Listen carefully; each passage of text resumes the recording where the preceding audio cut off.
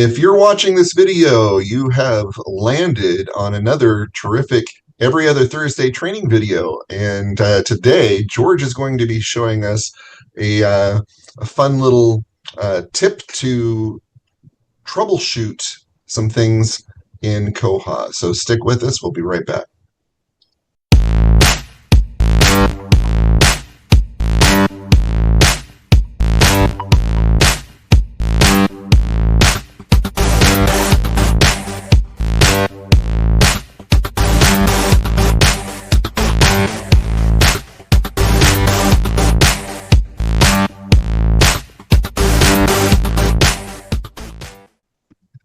Welcome back. I'm Christopher Brandon with the Coeur d'Alene Public Library and the Inland Share Library Group.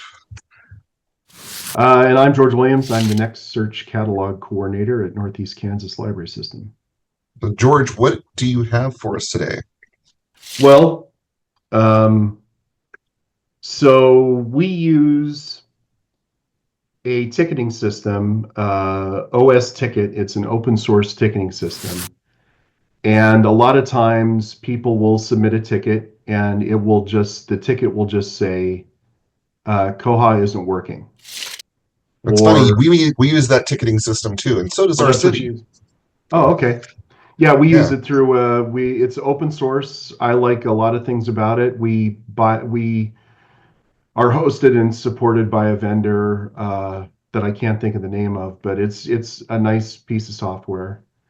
We used to be with a different proprietary system that when we hired new people at Nichols, it got to the point where it was too expensive for what we were using it for. So we switched to OS Tickets. So, but anyway, I will often get emails at the Next Search Catalog ticketing email address. They will send me tickets that say things like Koha doesn't work, Koha is broken, or I go to the cataloging page and then nothing works right. And so then I have to write back, and I will also often get tickets and it works on this computer, but not on this computer. And it works when I'm logged in, but it doesn't work when somebody else is logged in. But then they won't tell me things like, on this computer, we're using Firefox. On this computer, we're using Chrome. On the computer where it doesn't work, this is the username of the person that's logged in and doing the work. It'll just be me or them. How old is your browser? Yeah, it won't be. Yeah, that was one that I dealt with last week. It was a bunch of people were having problems because of a browser issue, because their browser was out of date or something. I don't remember the specifics of it, but there's a lot of stuff there. There's a lot of moving parts sometimes. So what I did was to create a link in the staff interface. So right now, if you look at the screen, there's the koha-US website, which, interestingly enough, there's a link there to the 2025 conference, which is a week from now. By the time this video comes out, we will just be 4 or 5 days away from the start of the conference. And I actually just bought a notebook and a shirt for the conference, and there's a link there that says merchandise. And if you go there, you can buy lots of conference-related stuff. You can even buy stuff from the 2022 conference or the 2024 conference. You can relive those memories if you like.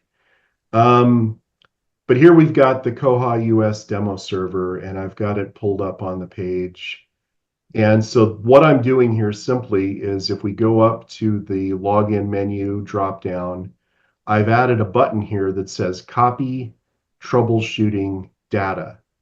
So if I click that, a little alert will pop up that says troubleshooting data has been copied. The data can be pasted into an email to your support provider to make troubleshooting problems easier. So I'm going to paste. So that just copied. Clicking that button copied stuff to the clipboard, and this is what it copied. Wow. I gave it a name, troubleshooting information, I stuck the date in there. So when I clicked that button, it was Thursday, August 21st at 4:28 in the afternoon. It's telling me that I was clicking on Koha 241106. It's giving me the URL of the page where I clicked that. The breadcrumbs for that page are just home. The logged in user is me. The branch code I'm logged in at is met_m, which is Metropolis Public Library main branch. The browser is Firefox, specifically Mozilla 5, and it's got all of the Firefox information here. And my browser size was 1600 by 766, and my zoom on that window was set to 120%. Wow. So it's giving me all that information, and much of that information is stuff that has been at some point in time or another important for me to help people troubleshoot problems. So if I go to another page, like if we go to a patron, and I'm just going to randomly click on N and open this patron and go up here and copy troubleshooting data. And again, it's going to give me that alert. And here I've got all of that information from that page. Specifically, it's going to give me the URL for that specific patron. And it's going to give me the breadcrumbs, but it's going to scramble the borrower name and the card number. Since I've got this URL, I can go straight back to that page. I don't need to know the borrower name and the card number. And what happens, I found sometimes, is sometimes people will say, Bob Smith is having trouble. They will send an email that says Bob Smith is having trouble logging in. And then they will copy 50 people on that email so everybody knows about Bob Smith's business, which is a confidentiality concern I always have. So this is going to make it so that that confidential information doesn't go through. And then it's going to give me all that same other stuff from before. So to make this easy to understand how I did it, if we go to my personal website, I recognize that site. on the notes about Koha, the top note now is Koha Troubleshooting Tool, and it just walks you through the different parts of this. So the first thing I have to do is create the button, and that's what this first part does, is it's creating the button or the link, the little link that appears here. Right. This is what creates that. And then we're going to do something with that, so that's what this does, is it creates the function that goes with that link. And then once we've got that, I'm going to create a whole bunch of variables like a timestamp. And then all of this stuff, most of this stuff just comes from the page. The Koha version is in the header of every page in Koha. The logged in username, the branch code, the branch name, those are all in there. The URL, this is how you get the URL out of a web page. So all of this stuff is here, and most of these make sense, easily make sense. A couple of these are a little more complicated. There's user agent is going to find out the browser name, and user agent are the ones that are going to find out the browser information. And I copied those from a couple of different places on the web that shows how to do that. So I'll scroll down and show those. But then we've got window width and window height is one there. And then there's this math function that will give you the zoom. And I found that somewhere online too. Wow. I was wondering how you were getting Zoom information. That was Yeah, interesting. there's the device pixel ratio times 100 gives you the zoom information. So, and I don't know why that is in there. I'm sure it's useful somewhere, but so then that's what these do, is they create the variables. And then the next part, I'm going to manipulate some of those variables. And part of that is the breadcrumb stuff. So I know that this is all regex. And this regex will look for different parts of the UR of the breadcrumbs, and it knows that there's a pattern that works with those different parts of the breadcrumbs. And so when it sees those, it creates these, it's looking for those things, and it's putting that information into a variable. And then down here, what I'm doing is I'm taking that, like for example, that borrower information that this regex up here is getting, and it's replacing it just with flat borrower name, card number stuff. So that's this. What this next part does is it's just taking that breadcrumb stuff and it's simplifying it, which sometimes if you have like a really long title, the breadcrumbs can be like a mile wide, and so this shortens it.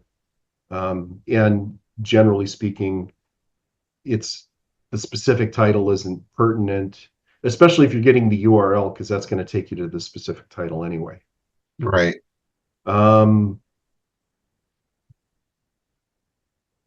So then the next part of this goes in, and this is the part that's getting the browser name. And so there is data in the web page that shows you what browser it's being displayed on, and this is just looking for parts of those that to determine which one it is. And that gets kind of weird because Edge, Microsoft Edge, is a Chrome-based product, and so it's looking for Chrome and Edge. Or here, the first one is looking for Chrome, but not Edge. So when it sees the user agent has the word Chrome in it, but not the word Edge, then it knows it's Google Chrome. Firefox is a lot simpler. Safari is a Chrome-based product. And so it's just looking through all of these different things to try and determine if it's one of these browsers. If it's not Opera, Internet Explorer, Edge, Safari, Firefox, or Chrome, it's going to say unknown browser. Which to me, that would be a big red flag if somebody said, I can't get Koha to work, and they send me back this clipped piece of information and it says the browser is unknown. That would be my next question would be, what browser are you using? Is this, are you on a machine from the 1990s and you're using Lynx or something like that? Are you using an Atari 1040 ST and you're using, I don't remember the name of that browser on that machine, but so the next part is taking all of this data together, and what it's doing is it's saying navigator, clipboard, write text. And then it's populating that with the bits of text that I've chosen plus the variables. So it's like the first bit of text is troubleshooting information, and then a couple of line breaks, and then the date, which it's got the word date followed by the actual variable for timestamp. And so this just cycles through all of those to plug all of those variables into the piece of text that I want to put on the clipboard. And that function is navigator clipboard write text. And then the very last thing that I've got this doing in the very last part is it's adding this piece which says alert. So that alert is what triggers the dialog box that pops up and says you have just copied a bunch of data to the clipboard. And why do you do that? Because the first time I had somebody do this, they said I click the button and nothing happens. Okay. And so this way it was just for the people that, when you click the button and it doesn't have the alert there, the alert is entirely optional. But that's what I found is that the first two people that I said, go here, click on this thing, and then paste that data into the follow-up email, they texted me back and said, I clicked the thing, but nothing happens. And so then I added the alerts that it's saying so that they know when they click that something has happened. Well, that makes sense. Yeah. So I'm a little disappointed in your list of browsers. You left out Netscape Navigator. That's another bit that I kind of copied from what was available online.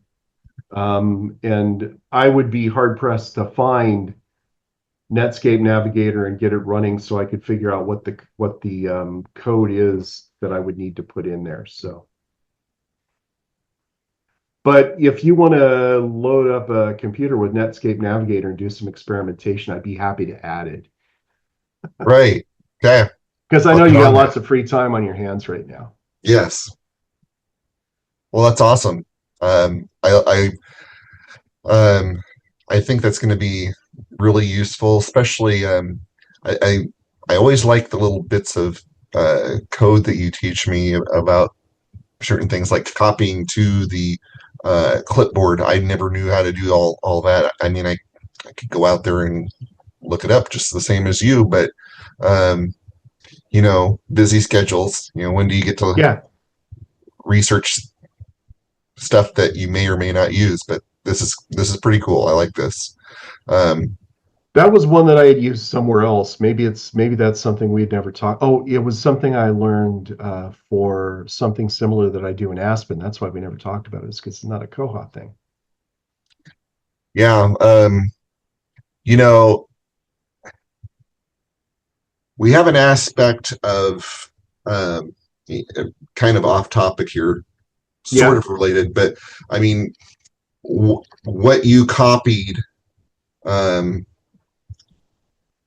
reminds me of an aspect of Koha I've wanted to do, but I can't because a lot of the mapping systems don't allow it, um, aren't set up for it. But um, I've always wanted to be able to set up a link next to a patron's address. When you're entering a patron's address, we have to check, do they live within the city limits or not, so we can get them in the right taxing area, Ah, because we statistically keep track of all that stuff.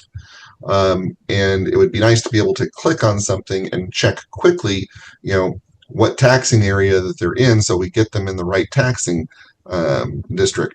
And there has never been an easy way to do that. A lot of, well, our GIS system for our city, you can't copy that information and put it in the URL and have it pull up that information. It's not built into the URL.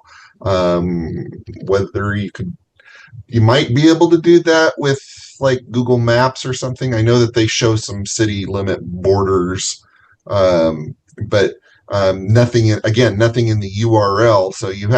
So there's a lot of steps to follow up after you get into the maps, which is unfortunate. It would be nice if there was a map system that allowed you to paste that information and some features you want turned on when you navigate to it. But yeah, that but would uh, I be. I can imagine if you wanted to do that, it wouldn't be that hard to create a button that sat next to the patron address. That when you click that button, it would open Google Maps in a new window, and it could copy the data from the fields so that you could click the button, and then that would open Google Maps over here in another window, and then you would have that data ready to paste into the Google search bar. I Yeah, don't for know if there sure. would be a quicker way to, I don't know if there would be a way to do it where you put that in the URL, but I that know. would, I think you can do it in the URL. I know that the coordinates show up in the URL. I think you can do it with the URL with an address, but again, the issue that we run into is there's still several steps just to turn yeah, those darn city limit borders on, right. which aren't included in the URL. So there's still some. That would, when I worked at Boise Public Library, we had a map behind the circulation desk, a map of Ada County. And so when somebody wasn't sure if they lived in the city limits or not, you would pull out the map that was like, 40 inches wide by 60 inches tall. So it's, like 3 feet by 5 feet almost. And then you would have them point to where their house was. And and so you would be able to do it that way. The Google Maps thing would be a lot simpler. Yeah, yeah. So But I do like the clipboard information. I do like how you're grabbing all that stuff, and if you're I could see how you could possibly customize that on certain pages where you need other information, maybe that's going on those pages. So, Yeah. yeah, I mean that is a great tool and helpful, especially when you are asking for information from people that start off with "I can't get this to work," and they don't give you anything else. Yeah. So, And that was exactly what this was born of. So, all right. Well, I hope that folks find this information handy and helpful in their support of their systems. If you find this handy where you have any kind of variations of this or some ideas, please, by all means, reach out to us on Mattermost or comment on YouTube. We'd love to hear from you. But at the very least, make sure that you hit like or subscribe on our channel so that you get updated when we post more videos. But until next time, we'll see you later. have a good week, everybody.